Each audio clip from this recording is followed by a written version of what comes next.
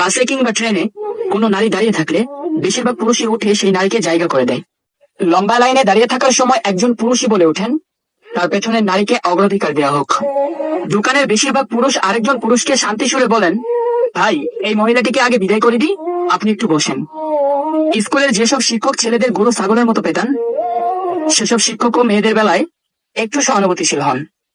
কোন পুরুষকে তার জীবনের সবচেয়ে বেশি ভালোবাসার মানুষের কথা বলতে বললে সেই পুরুষটি একজন নারীরই নাম বলবে। কিন্তু কট্টর নারীবাদ পুরুষের এই ব্যাপারগুলোকে শ্রদ্ধা করে না, বরং অস্বীকার করে।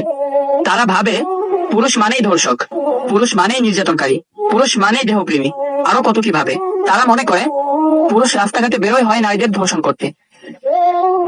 সবাইকে এক চোখে দেখা উচিত। এরকম একচোখা চিন্তাকে আমি মনে প্রাণে ঘৃণা করি। শুধু আমি না, আপনিও ঘৃণা করেন। তাই মেয়েদের এটা ভুলে গেলে চলবে না, প্রত্যেক পুরুষের মধ্যে